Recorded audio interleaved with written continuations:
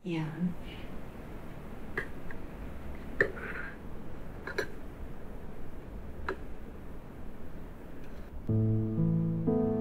Totoo ba na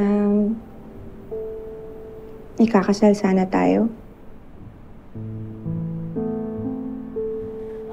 Oo, boss, ma.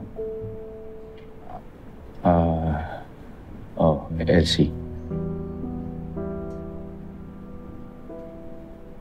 Bakit? Anong bakit? Bakit tayo ikakasal? Matagal na ba tayong magkakilala? Minahal ba kita? Mahal na mahal, anak. Di ba sabi ko sa'yo, kakauwi ko lang galing Korea bago kayo ikasal. Hindi mo lang nobyo si Lolong. Siya ang pamilya mo rito.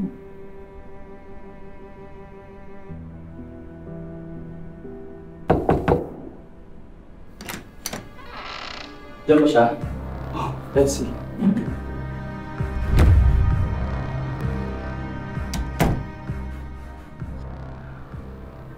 Nabalitaan ko ang nangyari sa'yo. Pero masaya akong ligtas ka.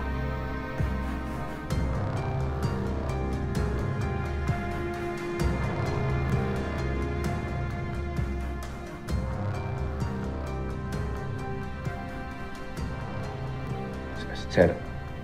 Oh. Pasensya na. Medyo hindi pa kasi maayos yung kalagayan ni Elsie.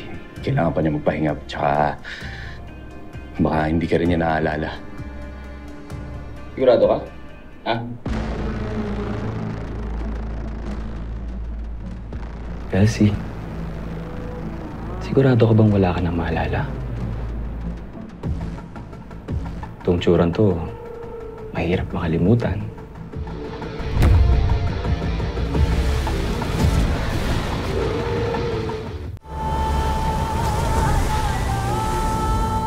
Sir, Oh. Papahinga pa si Elsie. Baka naguguluhan siya sa mga nangyayari. Sandali.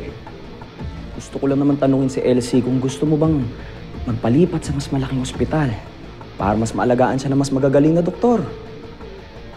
Hindi ba, Elsie? Sir, ba't mga kulit mo? Hindi ikaw ang kinakausap ko. Nag-aalala lang ako. Baka kasi nakukumpiyansa kayo sa kalagayan ni Elsie. Tapos magulat na lang kayo, may komplikasyon yung sakit niya. Yun lang. Sir, sa tabas ng dila mo, parang sinasabi mo wala kaming pakialam sa kalagayan ng asawa ko.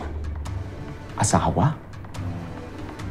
Di ba hindi natuloy yung kasal niyo? Lolong! Lolong, ano ba? Tama na nga! Ganyan ka ba kabarumbado, ha? Pwede ba? Iwan mo muna kami.